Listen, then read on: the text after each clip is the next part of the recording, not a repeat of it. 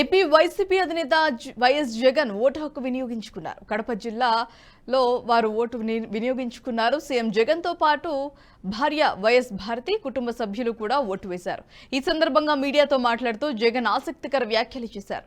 గత 5 సంవత్సరాల పాలన చూశారని, తన ప్రభుత్వంలో లబ్ధి పొందారని భావిస్తే మెరుగైన భవిష్యత్తుకు బాటలు వేసే పాలనకు ఓటు వేయాలని ఓటర్లను కోరారు సీఎం జగన్.